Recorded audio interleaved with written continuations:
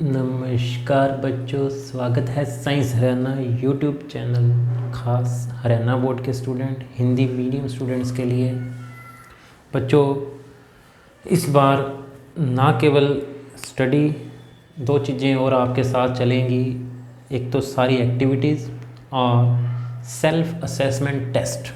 ये चीज़ें बड़ी मायने रखती हैं बच्चों। कोरोना टाइम है, हम पढ़ तो पाते हैं परंतु हमने क्या समझा है, इसके लिए जो भी टॉपिक हम किया करेंगे उसका एक सेल्फ असेसमेंट टेस्ट भी लिया करेंगे।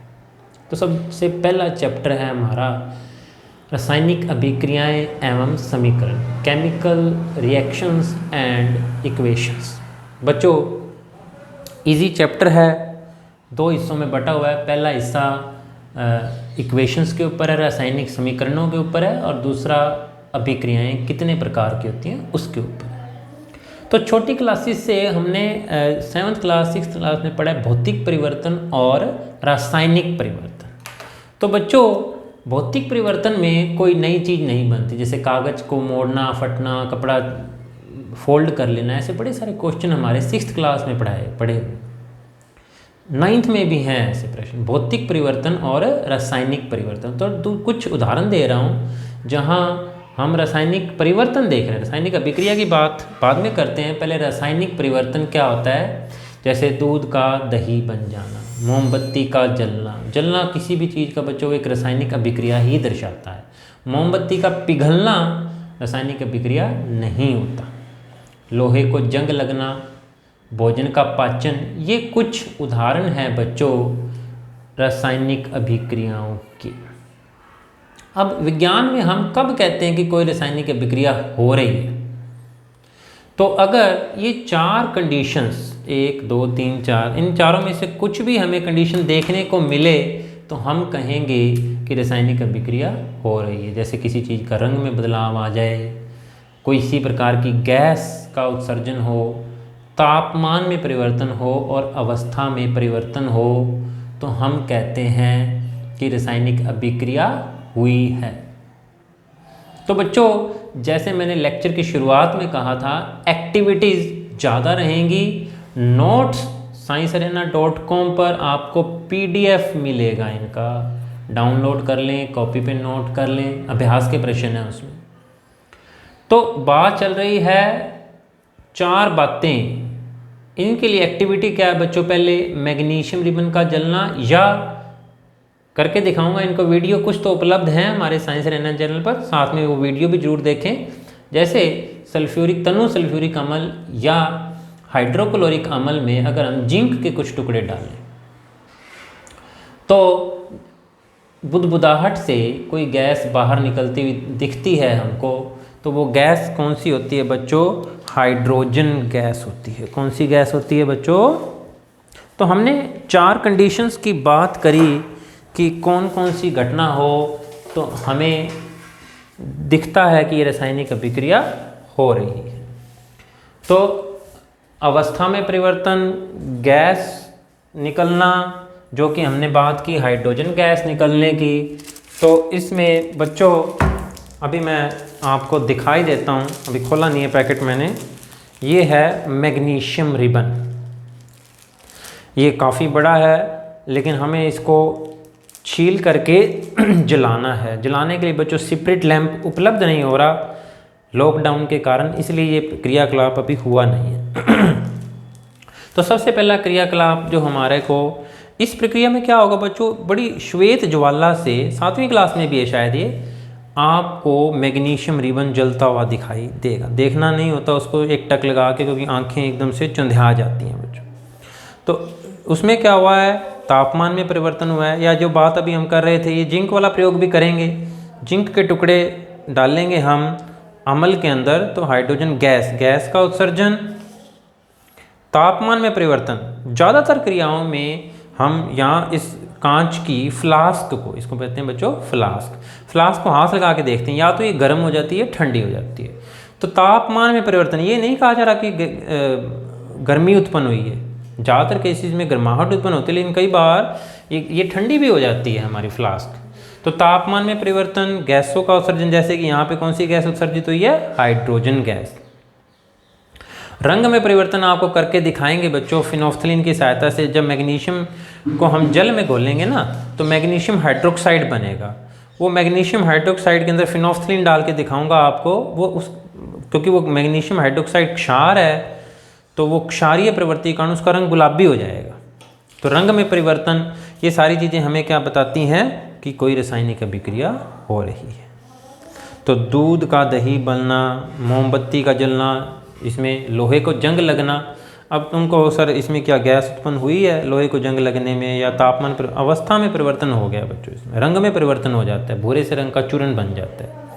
तो इन चारों घटनाएं में अगर कोई हो रही है तो हम कहेंगे कि रासायनिक अभिक्रिया हो रही है। कुछ उदाहरण, बहुत सारे उदाहरण हमारे आसपास हैं जो बताते हैं। आप भी मुझे प्रश्न भी पूछ सकते हैं मुझे स्पेशल व्हाट्सएप करके, सर ये रासायनिक अभिक्रिया है कि नहीं। जैसे मान लो मेरे अभी उदाहरण आया सामने, मिट्टी से हम ईंट बनाते हैं, क्या ईंट का बनना रासायनिक अभिक्रिया है या नहीं है, सोचना बच्चों। तो रंग में परिवर्तन आ जाना, किसी प्रकार का गैस उत्सर्जन होना, ये रासायनिक अभिक्रिया का होने का पता लगता है। अगली बात चल रही है बच्चों रासायनिक समीकरण। जो पाठ हमारा जिस चीज़ के इर्द गिर्द घूमेगा, क्योंकि छोटी क्लासेस में हम रासायनिक अभिक्रियाओं के बारे में तो बहुत पढ़ लिया, अभी क्या होती है रासायनिक अभिक्रिया, लेकिन उसको प्रदर्शित कैसे करते हैं, लिखते कैसे हैं किसी भी रासायनिक समीकरण को, इसके ऊपर ज़्यादा जोर लगेगा इस पाठ के ऊपर। पाठ का नाम है रासायनिक अभिक्रिया एवं समीकरण। तो रासायनिक समीकरण, जैसे कि मैग्नीशियम रिबन जब जलता है, जलना बच्चों हमेशा ऑक्सीजन से क्रिया होती है। जलना का मतलब क्या है, ऑक्सीजन से क्रिया होना। तो बनता है मैग्नीशियम ऑक्साइड, जो सफ़ेद रंग का चूर्ण बनेगा बच्चों, वो मैग्नीशियम ऑक्साइड होगा। तो ये बच्चों ये याद रखें, ये जो इस तरफ जो रसायन होते हैं उनको हम कहते हैं अभिकारक या रिएक्टेंट। इंग्लिश में इनको रिएक्टेंट भी कहते हैं बच्चों, रिएक्टेंट। और जो उत्पाद, जो चीज़ बनती है उनको हम कहते हैं प्रोडक्ट। बना क्या है, रासायनिक अभिक्रिया होने के बाद बना क्या है, उसको हम कहते हैं प्रोडक्ट या उत्पाद। जैसे मैग्नीशियम और ऑक्सीजन दोनों ने आपस में क्रिया की है, किस किस ने आपस में क्रिया हुई है उसको हम दिखाते हैं प्लस के निशान से। क्या बना है उसको हम दर्शाते हैं एक तीर के निशान से। और उत्पाद को हमेशा रखते हैं बाईं ओर अभिकारक और दाईं ओर हमेशा, यानी लेफ्ट से आया था ना ये मेरा, इस तरफ तो होंगे अभिकारक, और ये मेरे राइट हैंड की उंगली ये बता रही है ये उत्पाद। तो दाईं ओर हमेशा उत्पाद, दाईं ओर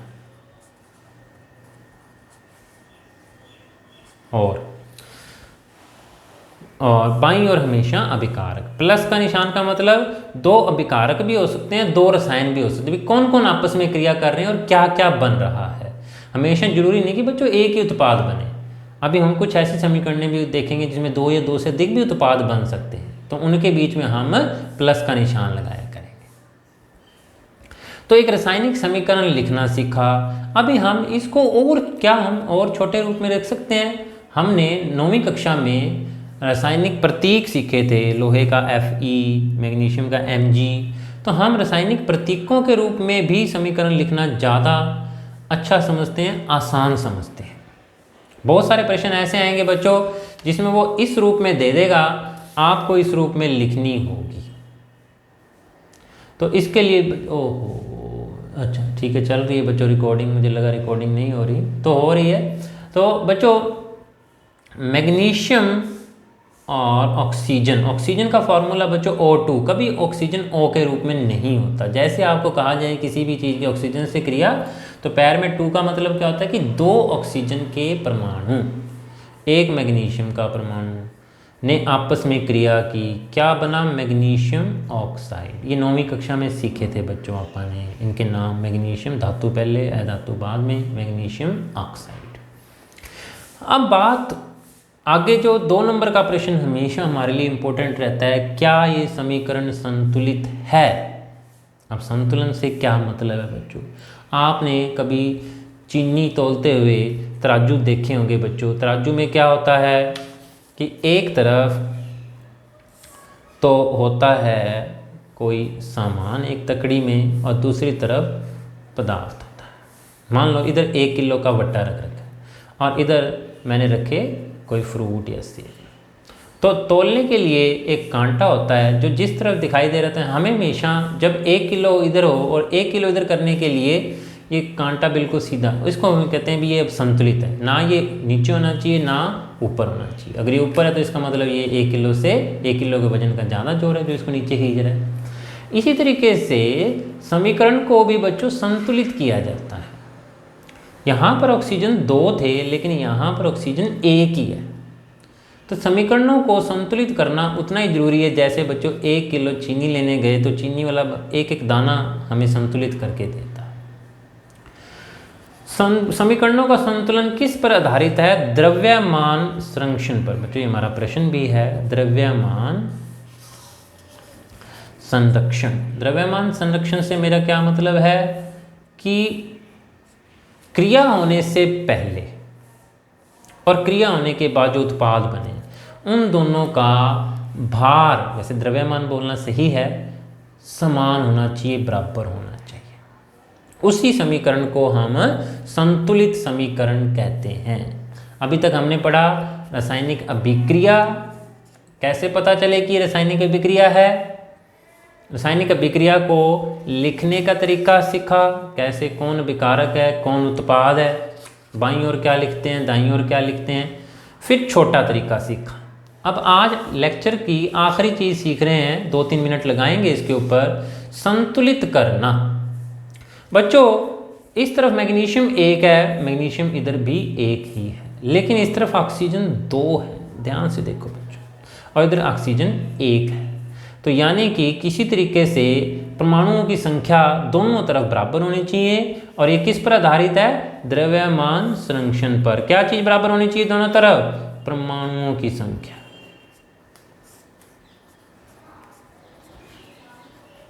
परंतु बच्चों आप इसके पैर में 2 नहीं लगा सकते, वो रासायनिक सूत्र गलत हो जाएगा।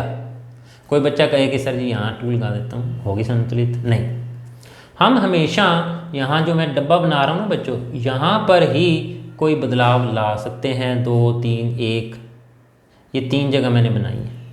इन्हीं डब्बों में 1, 2, 3 भर सकते हो आप। इनके पैर में, जिसको हम सबस्क्रिप्ट कहते हैं, कुछ नहीं लिख सकते बच्चों।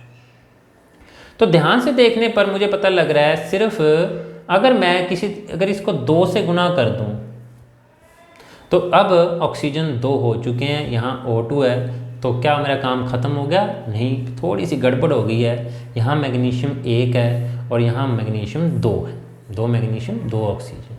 तो अब इसको संतुलित करने के लिए मुझे मैग्नीशियम को भी 2 से गुना करना पड़ेगा। क्या ऑक्सीजन को किसी चीज़ से गुना करने की ज़रूरत है? नहीं है। तो यहाँ 1 है बच्चों, ऐसे लिखने की ज़रूरत नहीं है, समझाने के लिए बता रहा हूँ। ये अणु है, ये परमाणु है। मैग्नीशियम का एक परमाणु ऑक्सीजन के एक अणु से क्रिया करके 2 मैग्नीशियम के 2 परमाणु हैं, 2 अणु बने हैं मैग्नीशियम ऑक्साइड के। किसके? 2 अणु मैग्नीशियम। बच्चों ये पाठ एक कारण से बच्चों को मुश्किल लगता है, और वो कारण है 9वीं में रासायनिक सूत्र वगैरह नहीं पता होते, कैसे लिखने हैं, परमाणु नहीं पता, अणु नहीं पता। तो ऐसी स्थितियों में ये पाठ थोड़ा मुश्किल लगेगा। अगर ये 4 या 5 नंबर का पाठ है तो 2 हिस्सों में पाठ है बच्चों। एक हिस्से में 2 नंबर के अंदर समीकरण संतुलित करना आएगा आपको, और 2 नंबर या 3 नंबर का क्वेश्चन आएगा प्रकार। ये आसान है हिस्सा, लेकिन इसमें हमें संतुलित करना आना चाहिए, जो अच्छे बच्चे कर पाते हैं। अगर थोड़ी सी प्रैक्टिस करोगे तो कर जाओगे। आइए एक समीकरण और लिखता हूँ मैं, हाइड्रोजन और क्लोरीन गैस की क्रिया से हाइड्रोक्लोराइड बनता है। ये हमारा पाठ्य पुस्तक का प्रश्न है बच्चों, हाइड्रोजन क्लोराइड बना, हाइड्रोजन क्लोराइड। अब इस समीकरण को पहले तो मैं, ये अभिकारक हैं, ये उत्पाद हैं, मैं लिखना चाहता हूँ रासायनिक सूत्र के रूप में, हाइड्रोजन प्लस क्लोरीन बन गया हाइड्रोक्लोराइड, हाइड्रोक्लोरिक एसिड, हाइड्रोक्लोरिक अम्ल बनता है हाइड्रोजन क्लोराइड, हाइड्रोक्लोरिक।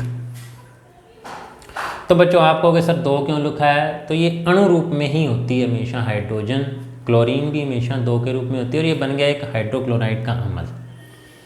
देखने से ही पता लग रहा है बच्चों कि हमें संतुलित करने के लिए क्या करना है। मैंने बताया यहाँ H2Cl2 नहीं लिखना, सिर्फ हमारे पास क्या है, यहाँ डब्बा लगाना नहीं है बच्चों, सिर्फ समझाने के लिए डब्बा लगा रहा हूँ कि हम यहाँ पर थोड़ा सा बदलाव कर सकते हैं। इसको 2 से गुना करते ही ये समीकरण संतुलित हो चुकी है। देख लो, चाहे 2 हाइड्रोजन 2 क्लोरीन, तो ये अभिकारक, ये उत्पाद, ये समीकरण हो चुकी है संतुलित।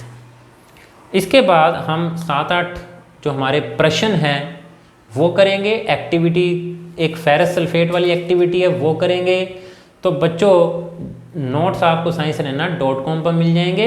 इसके साथ मैं आपको दूंगा 5 question multiple choice self assessment के लिए, वो करके देखने हैं। उनके जवाब आप मुझे व्हाट्सएप पर भेज सकते हैं। मेरा व्हाट्सएप नंबर है 9466733640।